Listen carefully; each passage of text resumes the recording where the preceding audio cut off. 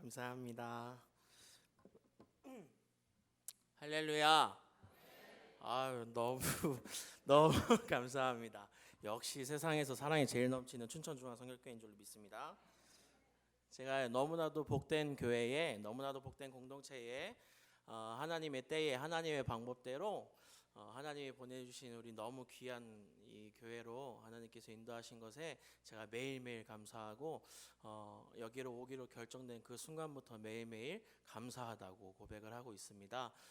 너무나도 좋은 성도님들이 또 여기에 계시고 저를 볼 때마다 안녕하세요 이렇게 인사해 주시고 웃어 주시고, 그리고 또 키가 작으신 분들은 제가 좀 크니까 이렇게 인사해 주시는 우리 성도님들 한번 볼 때마다 웃어주시고 손 한번 잡아주시고 하는 것들이 정말 사랑이 많은 복된 교회구나라는 것들을 느끼게 합니다.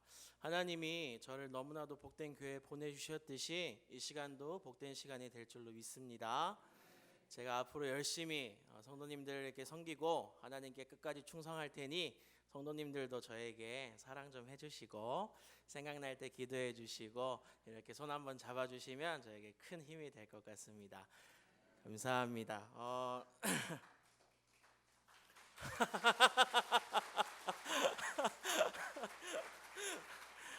감사합니다. 세상이 너무 떨려요. 어머, 이거 어떻게 하면 좋아? 아이고 세상에. 아이고 세상에. 제가 또 아이고 얼굴도 크네. 아이고 깜짝 놀랐습니다. 또 제가 또 설교를 오늘 이제 인사드리려고 설교하려고 했는데 앞에 간 적이 너무 은혜롭고 정말 어제 목사님들이랑 같이 이렇게 골라진 걸 읽었는데 많이 마음으로 울었습니다. 그래서 말씀 뭐 안 해도 되겠다 싶었는데 그렇게 하면 혼나겠지요 목사님. 그래서 성도님들께 짧게 말씀을 좀 간단하게 전하고자 합니다. 하지만 그래도 제가 궁금하시겠지요. 그래서 제가 좀 제 소개를 좀 먼저 하고 우리 성도님들과 함께 말씀을 나누고자 합니다. 제 이름은 방하늘 전도사입니다. 잠깐만, 저걸 왜 벌써 보여줘? 세상에, 아이고 매. 제 이름은 방하늘 전도사입니다. 조금만 넣어주세요. 예, 부끄럽습니다. 넣어주세요. 나중에 보여주세요. 예, 감사합니다. 방하늘 전도사입니다. 방시성을 가졌고요. 이름은 하늘입니다. 방시성을 가진 사람들 중에서는 굉장히 예쁜 이름에 속합니다. 하늘이라는 이름만 딱 보면 여자라고도 간혹 오해를 하시곤 하는데 저는 이렇게 우락부락하게 생긴 남자입니다. 그래서 성도님들이 깜짝 놀라시지만 뭐 어쩔 수가 없습니다. 이렇게 태어났습니다. 그런데 저도 어릴 때는 아까도 보셨다시피 너무 예쁘게 생겼습니다. 왜냐하면 제 이름은 저희 할머니랑 할아버지께서 이렇게 지어주셨는데요. 하늘과 같이 넓고 큰 마음을 가져라 라고 해서 방하늘이라고 지어주셨는데 이름을 너무 예쁘게 선물해 주셔가지고 제가 그 이름대로 하늘과 같이 넓고 큰 몸을 가졌습니다. 그 몸 안에 그 마음이 담겨 있습니다. 그래서 저희 할머니의 기도 제목이 너무 구체적으로 응답되고 있는데요. 이렇게 저는 원래 이름만큼 원래 이렇게 큰 몸도 가지고 큰 얼굴, 뭐 큰 체격, 큰 목소리도 가졌습니다.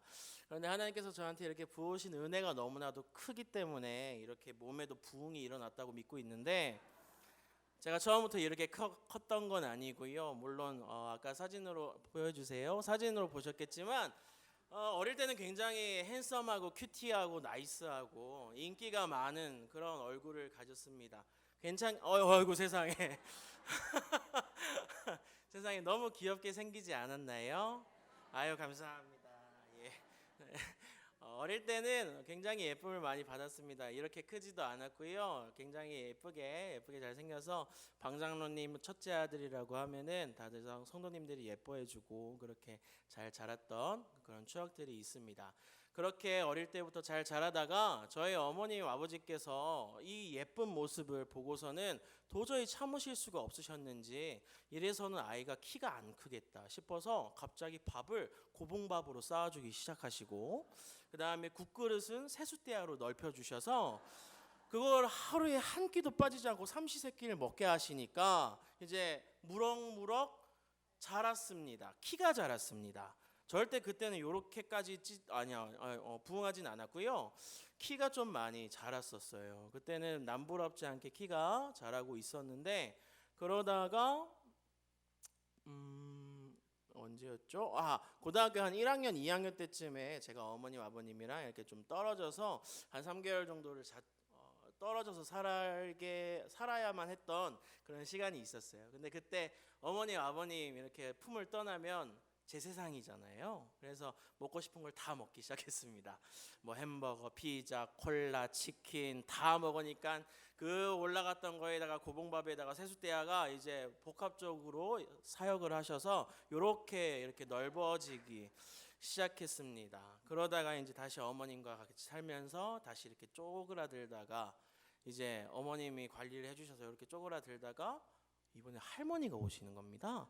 할머니께서 오셨는데 할머니는 저를 이제 채식으로 키우셨어요. 제가 목사 후보생인데 굉장히 두부, 미나리, 시금치, 콩나물, 당근 이런 걸로만 제가 삼시세끼 2달을 먹으니까 20kg가 빠졌습니다. 역시 저희 할머니, 저희 어머니 최고십니다. 그렇게 해서 20kg가 빠지고 대학에 올라가서 제가 또 따로 나와서 살았더니만 또 치킨, 피자, 콜라 이런 것들로 또 20kg가 쪘고요. 다시 어머니께로 돌아갔더니 어머니께서는 또 이렇게 관리를 해주셔서 또 제가 또 거기에 은혜를 받아서 금식 기도까지 했어요. 그래서 또 20kg가 또 이렇게 또 빠졌다가 이제 또 제가 사역한다고 밖에 나와서 1년 살았더니만 이만큼이나 부흥하게 되는 그런 놀라운 역사가 제 몸 가운데 있었습니다. 제가 이 삶을 살면서 제가 깨달았던 인생의 진리는 이것입니다. 집 떠나면 생고생이다. 이게 제 인생에서 깨달았던 가장 큰 진리입니다. 옆에 있는 성도님들께 이렇게 축복해 주세요. 집 떠나면 고생이십니다. 예, 집 떠나시지 마시고 하나님의 집에 항상 거하시는 성도님들 되시길 축복합니다. 네, 이 인생의 진리는 제 인생 가운데서도 가득했고요. 그리고 오늘 읽은 우리 성경 본문에도 동일하게 드러나고 있습니다. 오늘 읽은 이 성경 본문은요, 요한복음 15장입니다. 예수님의 가장 유명한 설교 중에 하나인 산상수훈 다음으로 유명한 고별 설교입니다.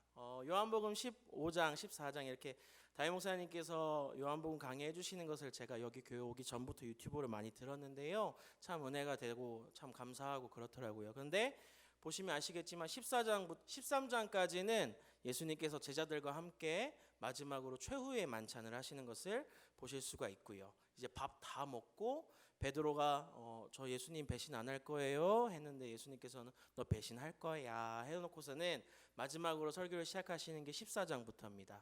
14장에 예수님께서는 나는 길이고 진리고 생명이야. 나는 그리고 너희들에게 새 계명, 사랑의 계명을 줄 거야. 줬어. 그리고 너희들에게 성령, 보혜사 성령을 보내줬어. 그리고 또 15장에 보시면 이렇게 나는 참 포도나무고 너희는 가지야. 나는 그리고 새 계명을 너희에게 줄 거야.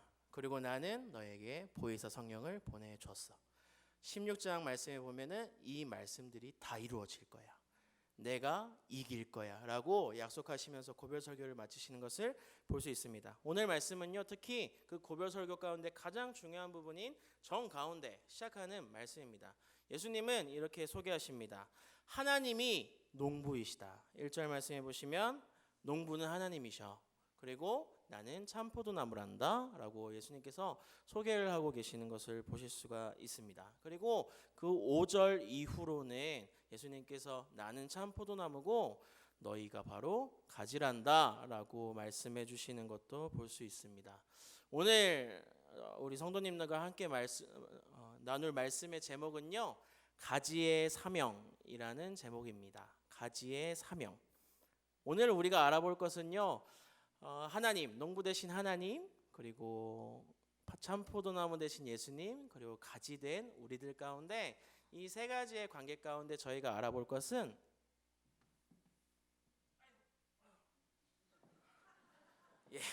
요 가지입니다. 가지. 여기 떨어져 있더라고요. 제가 아까 와서 연습하는데 봐서 잘 챙겨놨습니다. 요 가지입니다.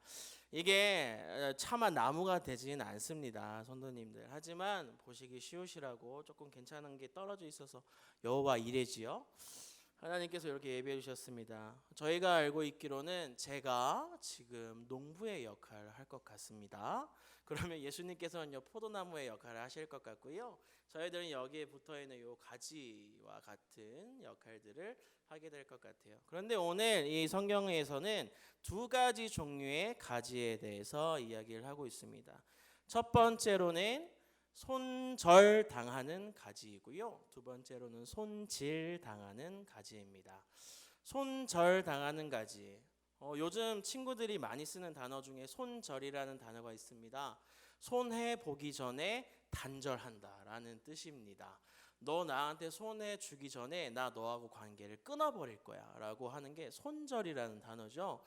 예수님께서 이 말씀 가운데 2절과 말씀들을 통해서 경고하고 계십니다. 열매 맺지 못하는 가지는 농부 하나님이 손절할 거야, 끊어버릴 거야 라고 예수님께서 경고하시는 모습을 볼 수가 있습니다. 가지의 존재의 목적은 무엇일까요?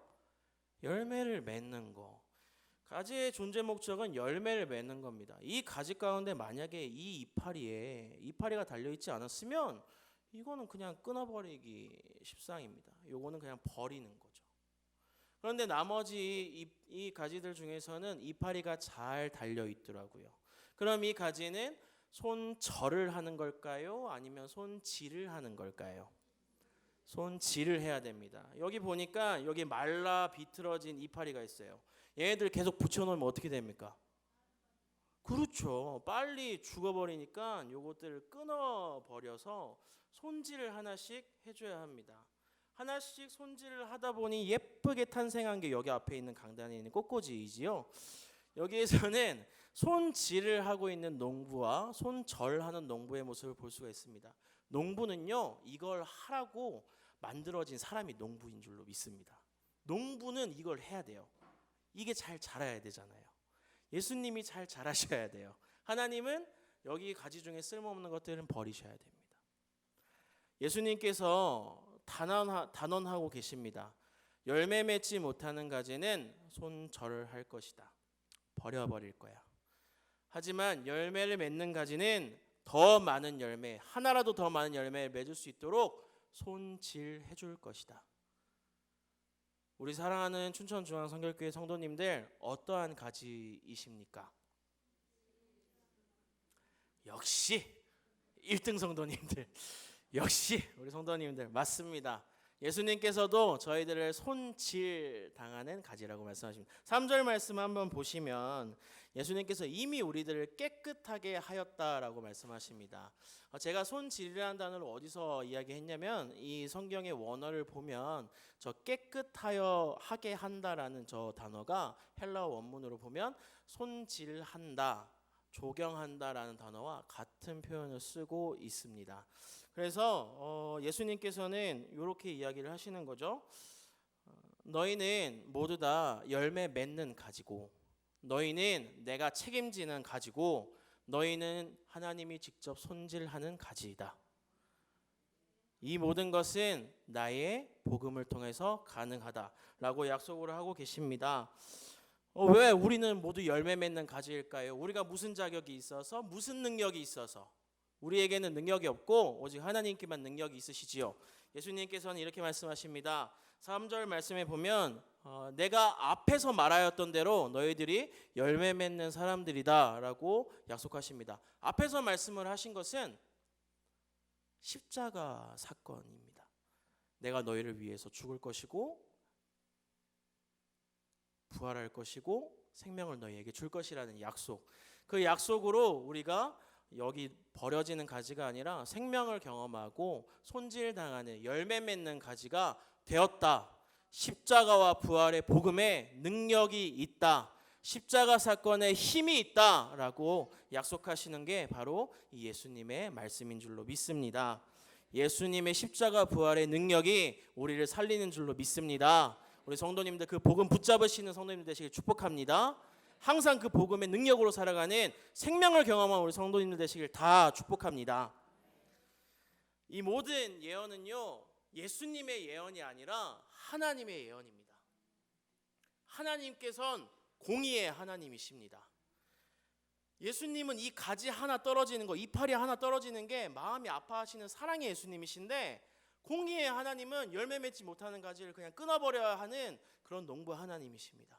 그래서 1절부터 4절까지는 그런 하나님에 대해서 예수님이 이야기를 해주고 있습니다. 그런데요, 예수님이 그냥 두고 볼 수가 없어서 우리를 너무 사랑해서 예수님이 또 사랑의 말씀을 5절부터 이후에 쭉 하시는 것을 볼 수가 있습니다.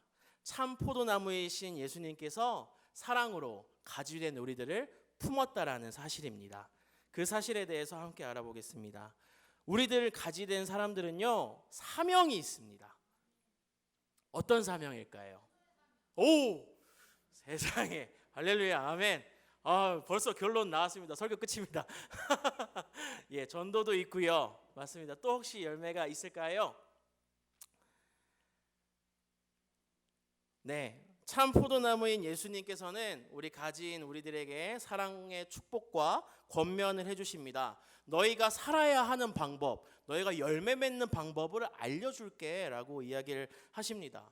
우리들은 가지로서 관심을 가져야 할 것은 다른 것들이 아닙니다. 가지 주제에 여기 땅이 별로 안 좋아 라고 고민을 할 필요가 있을까요? 가지 주제에 내 꽃 모양이 별로 마음에 안 드는데 할 필요가 없습니다.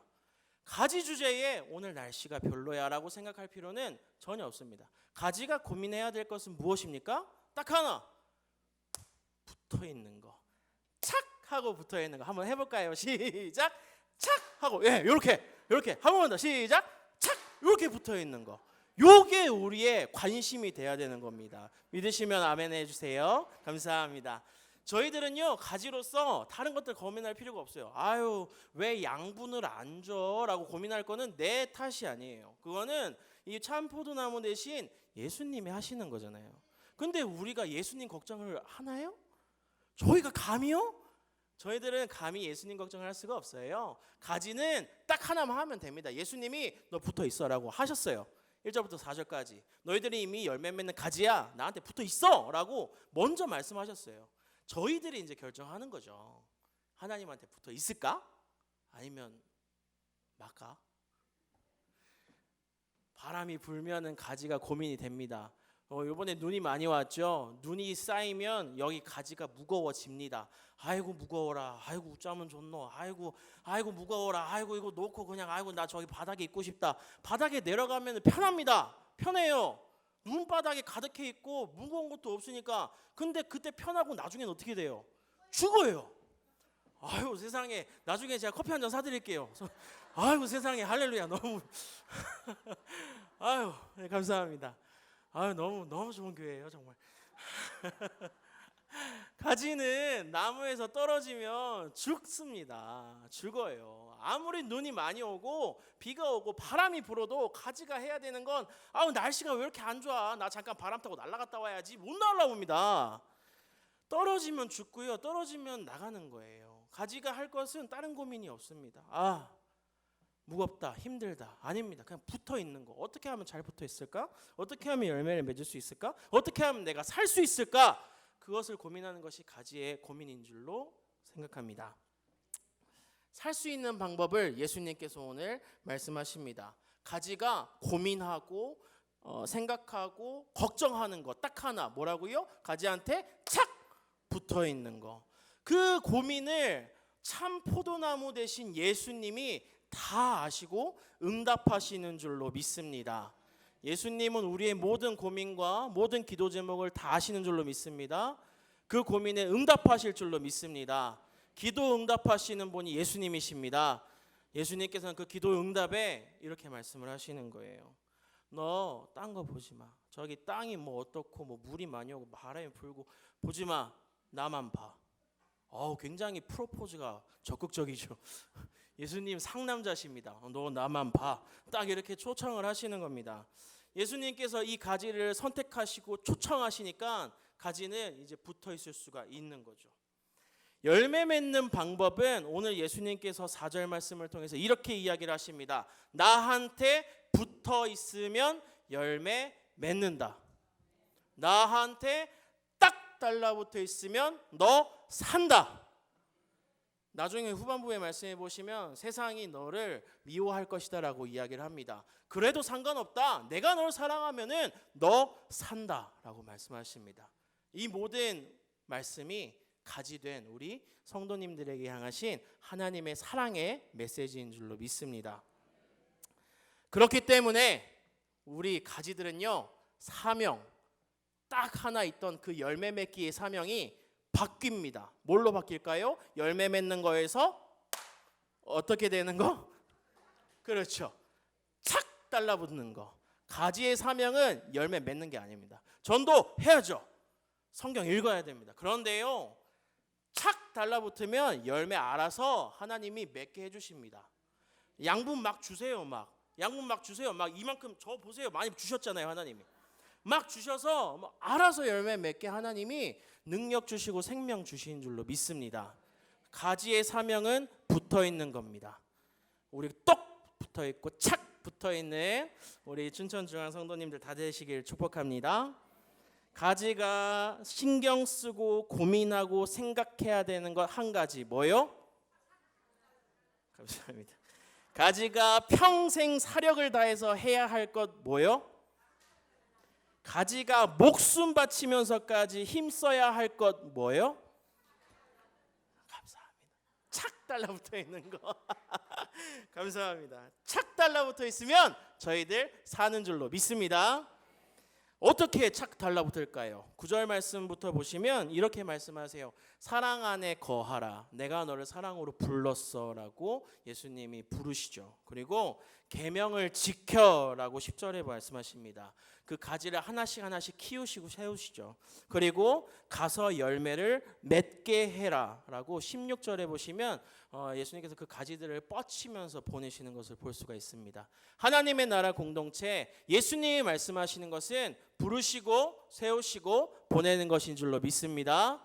하나님의 나라가 거기에 있습니다. 그 법칙을 우리가 항상 기억하며, 너무나도 좋은 말씀인 우리 춘천중앙교회에게 주신 하나님의 말씀인 부르고 세우고 보내는 하나님 나라 공동체의 그 말씀을 우리가 꼭 붙잡으면서 살아가는 성도님들 되시기를 예수님의 이름으로 축복합니다. 그래도 조금 어려우시죠? 어떻게 착 달라붙어 있을까요? 십자가 탁 붙잡을까요? 아니면 요거 탁 붙잡으면 될까요? 성경책을 내가 베고 자면 될까요? 제가 유치부 사역을 한번 했었는데 정말 5만 가지 질문이 다 나옵니다. 십자가를 먹으면 될까요? 그런 질문을 한번 했었습니다. 그게 아니라요, 저희가 어떻게 예수님께 착 달라붙을 수 있냐? 기도로. 매일 새벽마다 여기 새벽에 부르짖는 우리 성도님들, 매일 새벽마다 제가 볼 때마다 그 뒷모습을 볼 때마다 참 감격스럽습니다. 하나님께서 그 기도에 응답하실 줄로 믿습니다. 믿는 자의 간구는 역사함이 큼이라. 하나님이 새벽에 응답하신다 말씀하셨으니 우리가 기도를 붙잡는 겁니다. 아멘. 그리고 오늘도 이 예배 자리에 나오신 우리 성도님들, 예배를 붙잡으신 것이지요. 주중에 수요일 날 얼마나 할 게 많습니까? 피곤합니까? 저도 한 달 동안 제가 한 달 정도 예배를 교회에서 휴가를 저에게 주셔서, 신길교회에서 전교회 거기에서 한 달 정도 시간을 주셔서 제가 주중에 이렇게 좀 시간을 보낼 수가 있었는데 수요 예배 오는 게 참 힘듭니다.